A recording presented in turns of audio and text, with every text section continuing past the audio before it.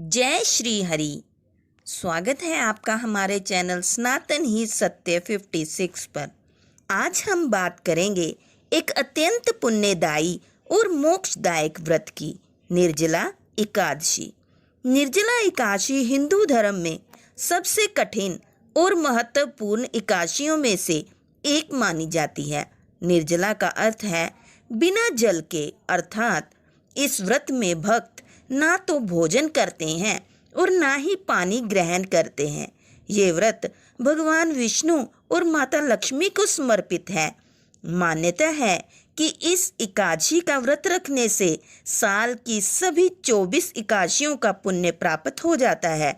ये व्रत आत्म अनुशासन, भक्ति और तप का प्रतीक है, जो भक्तों को मोक्ष, समृद्धि और पापों से मुक्ति दिलाता है। तो आइए सुनते हैं निर्जला एकादशी की पौराणिक व्रत कथा।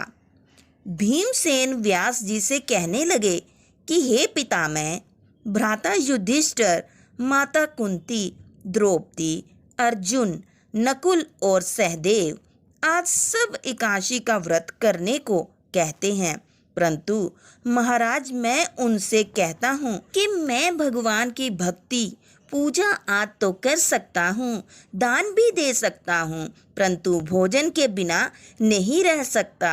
इस पर व्यास जी कहने लगे कि हे भीमसेन, यदि तुम नरक को बुरा और स्वर्ग को अच्छा समझते हो तो प्रति मास की दोनों एकादशियों को अन्न मत खाया करो। भीम कहने लगे कि हे पितामह, मैं तो पहले ही कह चुका हूँ कि मैं भूख सहन नहीं कर सकता। यदि वर्ष भर में कोई एक ही व्रत हो तो वह मैं रख सकता हूँ, क्योंकि मेरे पेट में वृक्क नाम वाली अग्नि है, सो मैं भोजन किए बिना नहीं रह सकता। भोजन करने से वह शांत रहती है, इसलिए पूरा उपवास तो क्या, एक समय भी बिना भोजन किए रहना कठिन है। अंततः आप मुझे कोई ऐसा व्रत बताइए जो वर्ष में केवल एक बार ही करना पड़े और मुझे स्वर्ग की प्राप्ति हो जाए। श्री व्यास जी कहने लगे कि हे पुत्र, बड़े बड़े ऋषियों ने बहुत शास्त्रार्थ बनाए हैं, जिनसे बिना धन के थोड़े प्रयास से ही स्वर्ग की प्राप्ति हो सकती है। इसी प्रकार शास्त्रों में दोनों पक्षों की एकादशी का व्रत मुक्ति के लिए रखा जाता है।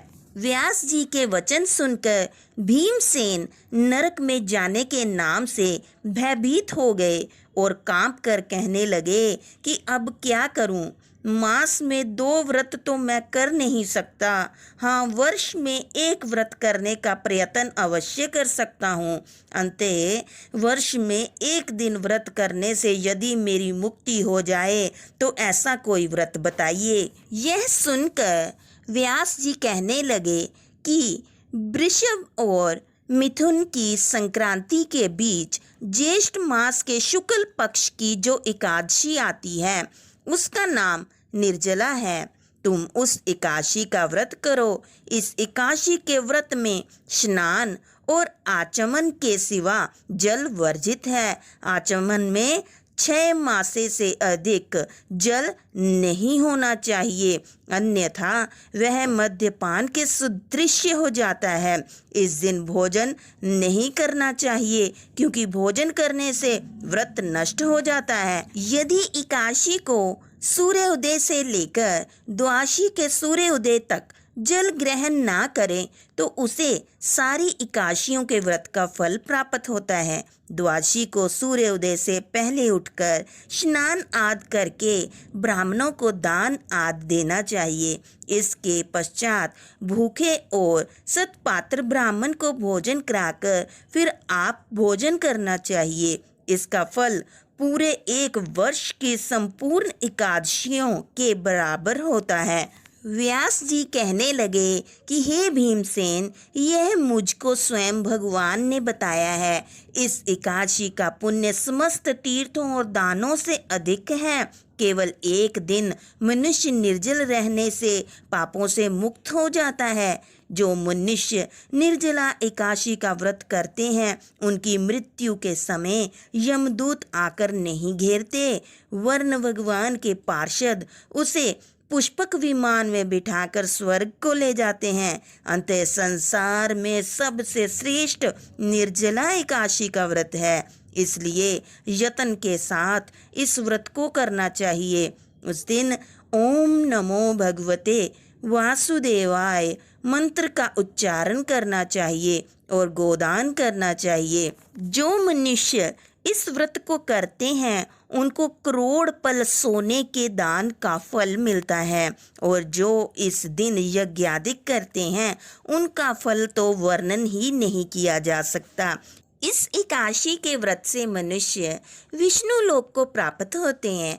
जो मनुष्य इस दिन अन्न खाते हैं वे चंडाल के समान, वे अंत में नरक में जाते हैं। जिसने निर्जला एकादशी का व्रत किया है वह चाहे ब्रह्म हत्यारा हो, या चोरी की हो, या फिर गुरु के साथ द्वेष किया हो, मगर इस व्रत के प्रभाव से स्वर्ग जाता है। हे कुंती पुत्र, जो मनुष्य या स्त्री श्रद्धा पूर्वक इस व्रत को करते हैं उन्हें इस व्रत को करने के लिए प्रथम भगवान का पूजन, फिर गोदान, ब्राह्मणों को मिष्ठान व दक्षिणा देनी चाहिए तथा जल से भरे कलश का दान अवश्य करना चाहिए। निर्जला के दिन अन्न, वस्त्र, उपाहन माने जूती आदि का दान भी करना चाहिए। जो मनुष्य भक्ति पूर्वक इस कथा को पढ़ते या सुनते हैं उन्हें निश्चय ही स्वर्ग की प्राप्ति होती है। इस प्रकार व्यास जी की आज्ञा अनुसार भीमसेन ने इस व्रत को किया, इसलिए इस एकादशी को भीमसेनी या पांडव एकादशी भी कहते हैं। तो भक्तों, यह थी निर्जला एकादशी से जुड़ी संपूर्ण जानकारी। यह व्रत न केवल इस जन्म के पापों से मुक्ति देता है बल्कि आत्मा को शुद्ध करके मोक्ष के मार्ग पर ले जाता है। यदि आपको यह वीडियो अच्छा लगा हो तो कृपया इसे लाइक करें, शेयर करें और हमारे चैनल सनातन ही सत्य 56 को सब्सक्राइब करना ना भूलें। फिर मिलेंगे अगली एक और नई कथा के साथ। जय श्री हरि।